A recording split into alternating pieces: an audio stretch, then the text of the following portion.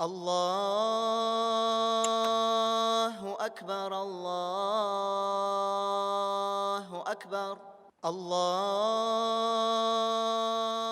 أكبر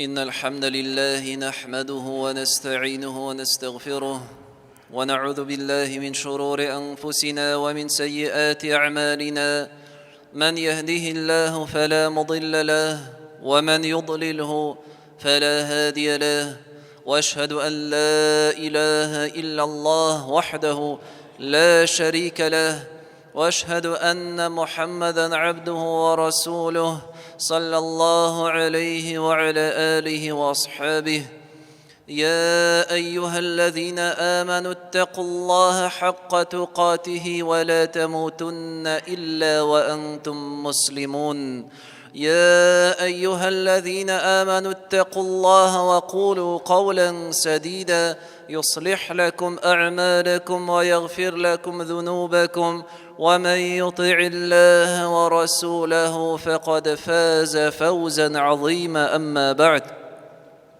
Hiç şeksiz barcha maqtov, hamd va sana bizni yo'qdan bor qilgan g'alamlarning Robbisi, xo'jasi, idarachisi, al-Malik podsho Alloh Robbimizga g'ana tegishli.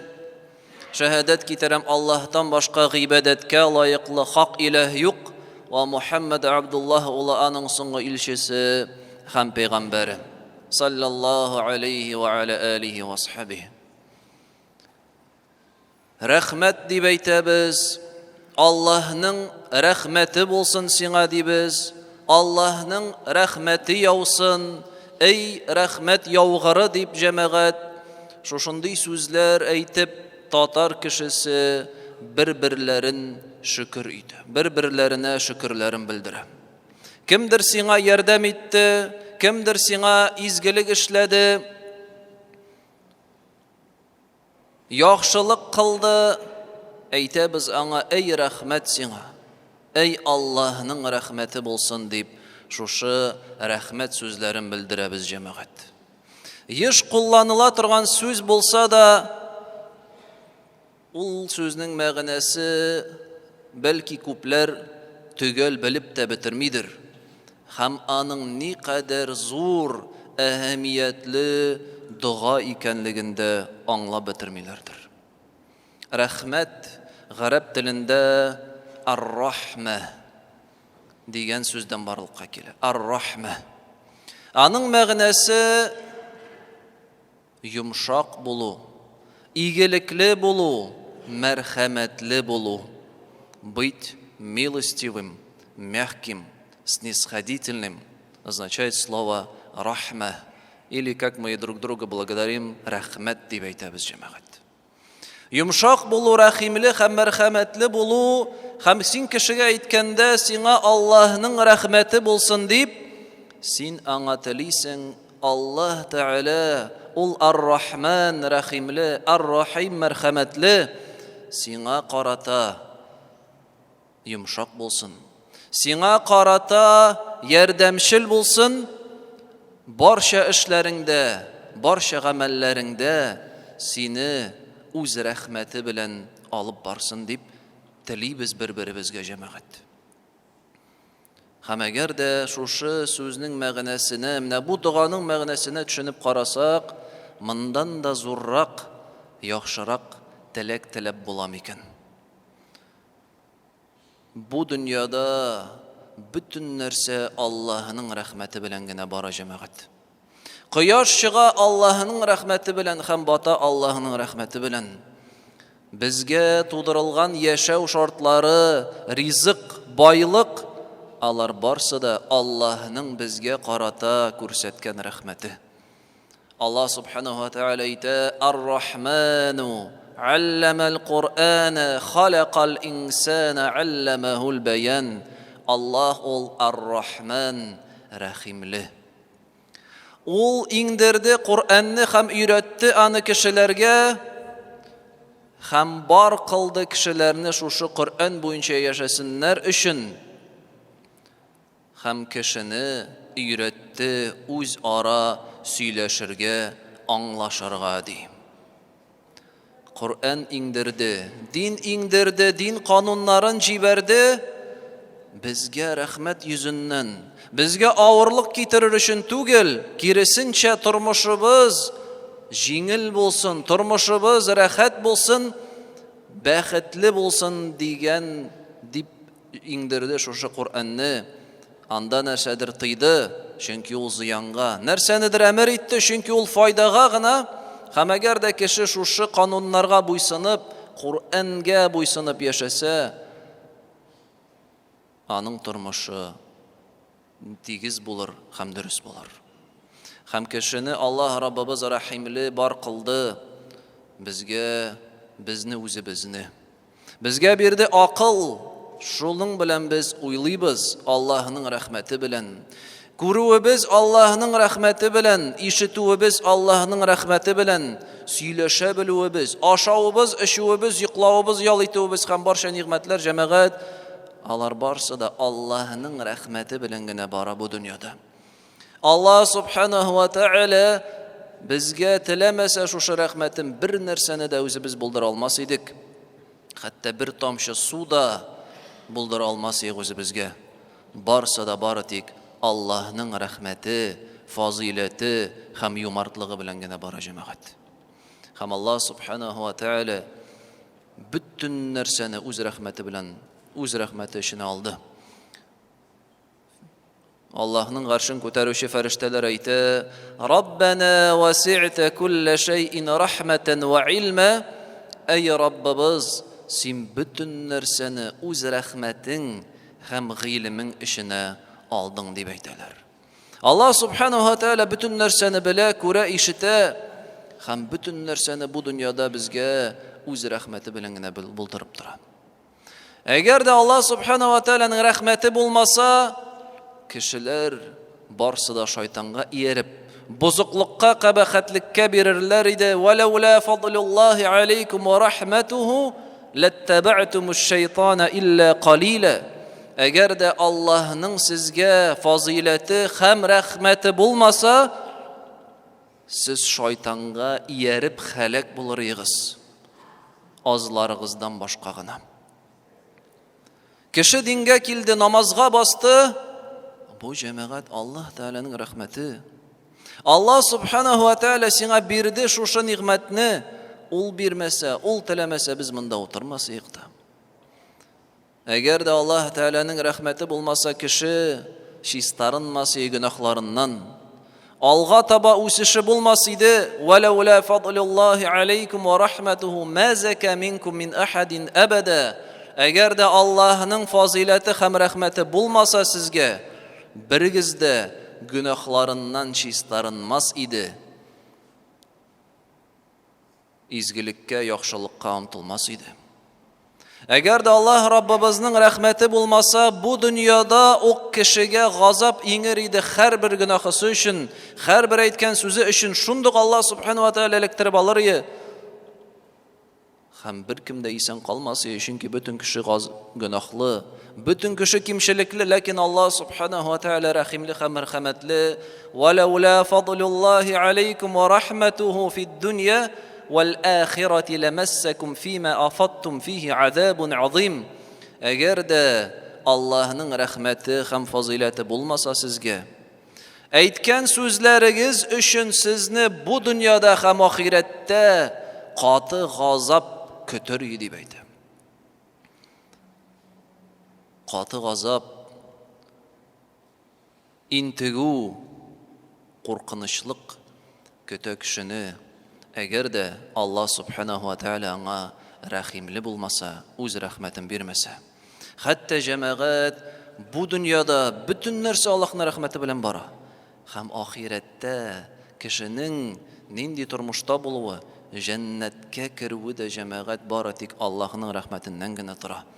Пәйгамбәрбез саллаллаһу алейхи ва саллям әйтте: "Лән ядхула ахадан амалахул җанната, лән юдхила ахадан амалахул җанната". Сезнең берегезне дә җәннәткә кылган гамәлләрегез кертмәячәк дип әйтә. Ягъни уйламагыз, шушы эшләгән эшләрем белән мин җәннәткә лаеклы булдым дип, Инде мин намазымны торгызам, уразамы тотам, садақаларымны бирәм, инде миңа урын җәннәткә тиешле дип берегез дә уйламасын, чөнки бу кылган гамәлләрегез сезне анда кертми. Һәм сахабалар сорый: "Эй Аллаһның илчесе, син дәмени? Син бит иң күп изге гамәл кылучы, иң күп гыйбадат кылучы, төннәрен аяклары канаганчы намаз торгыза иде Пәйгамбәрбез саллаллаһу алейхи ва саллям." Ул әйтте: "Вәлә әнә мин дәди.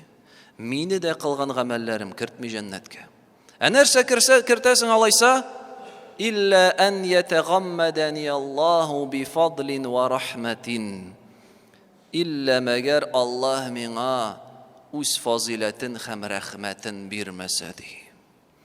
Рәхмәтен бирсә генә җәннәткә керербез ди Аллаһның илчесе саллаллаһу алейхи ва саллям. Рәхмәтен алыр өчен Аллаһ Раббыбызның рәхмәтенә ирешер өчен бер-береңә рәхмәт, Аллаһның рәхмәте булсын дип әйтү генә, теләү генә җитми. Сиңа рәхмәт әйтсәләр, сиңа дуа кылсалар, әле үзеңдә булдырырга кирәк Аллаһның рәхмәтенә ирештерүче сәбәпләрне. Һәм менә монда карасак, Коръән китабына һәм Пәйгамбәребезнең саллаллаһу алейхи ва саллям хәдисләренә 4 төп сәбәп билгелиләр галимнәр Аллаһның рәхмәтенә ирешер өчен. Тагын бер кат җәмәгать, нәрсә ул Аллаһ Тәгаләнең рәхмәте? Аллаһ Тәгаләнең рәхмәтеннән тора кешенең бу дөньяда бүтән теләкләре, бүтән ирешергә теләгән максатлары, аның гаиләсе, аның эшендәге уңышлы булуы, аның сәламәтлеге, аның тормышында булган яшәү шартлары, бүтәнесе Аллаһ Раббыбызның рәхмәтеннән генә тора. Һәм ахирәттә хәтта кешенең җәннәткә кермәве дә, гөнаһларының кичерелүе, ярлыкалуы да Аллаһ Тәгаләнең рәхмәтенә кайта. Аллаһ субханаһу ва тәгалә рәхимле булмаса, рәхмәтен белдермәсә, кешегә кайгы, хәсрәт кенә булачак җәмәгать. Бер нинди өмет булмас. Һәм менә монда шушы рәхмәткә ирешү димәк җәмәгать кешенең тормышында иң әһәмиятле максат булырга тиештер. Һәм менә шушы максатка ирешер өчен 4 сәбәп билгелиләр галимнәребез. Беренчесе, әлбәттә Аллаһ Тәгаләгә һичшиксез иман китереп, аның диненә нык итеп тотынып, аны алып бару. Аллаһ Раббыбыз әйтә: فَأَمَّا الَّذِينَ آمَنُوا بِاللَّهِ وَاعْتَصَمُوا بِهِ فَسَيُدْخِلُهُمْ فِي رَحْمَةٍ مِّنْهُ. Кемнәр Аллаһка иман китереп, аның дин законнары, кануннарына тотынсалар, кушканнарына үтәп, гөнаһларыннан сакланып, Аллаһ аларны үз рәхмәтенә кертер ди. Аллаһ үз рәхмәтенә кертер, иман китереп, дин буенча гамәл кылып яшәсәң. Бусы беренчесе. Икенчесе, Пәйгамбәребез Мухаммад саллаллаһу алейхи ва саллямга иман китереп, аңа буйсынып, аның сүннәте буенча алып бару кылган гамәл гыйбадәтләреңне.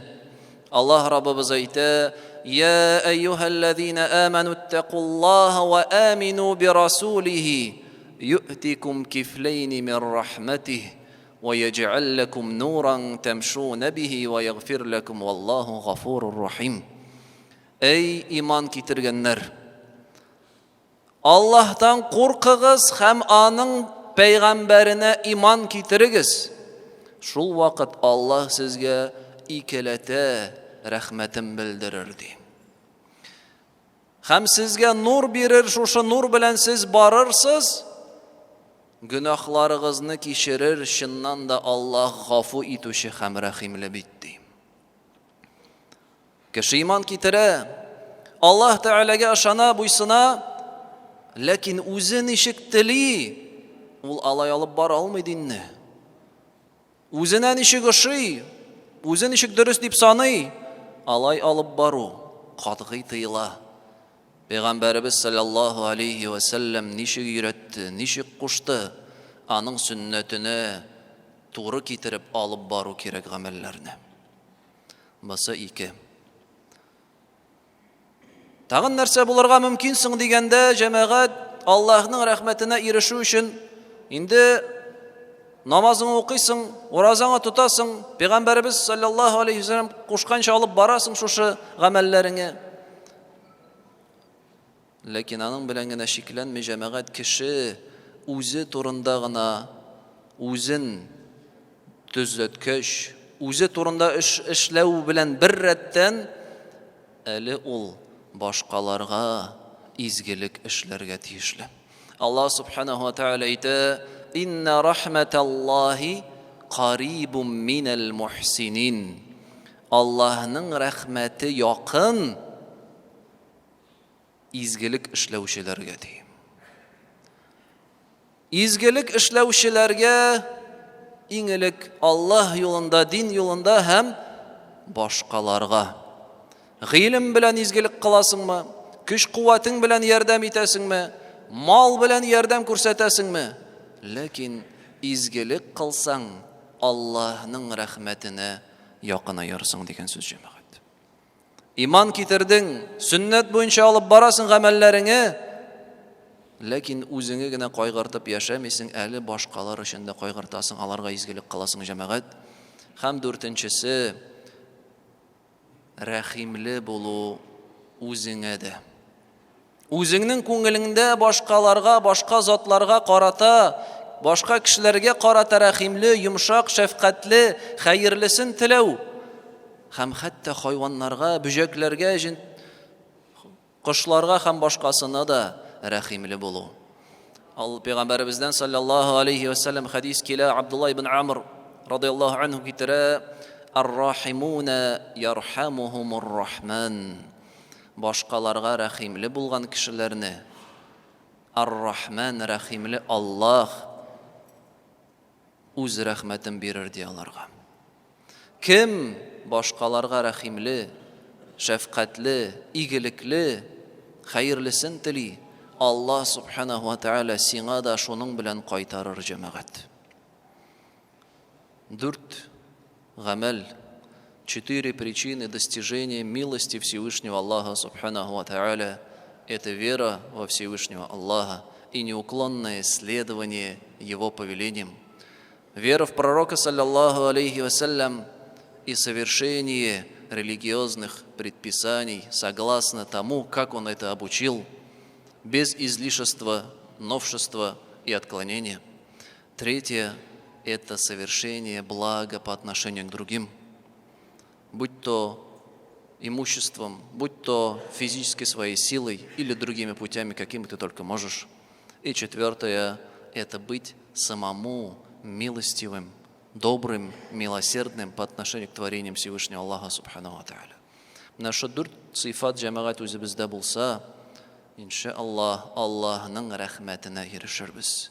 Аллахның рахметі болыр біздің рахмет деген сөзлерімізде генә түгел, болыр инде біздің күндәлік тұрмышыбызда һәм ахиретте де Аллах Субханаху ва Тааляның рахметі белән болыр жәннәт бакчалары.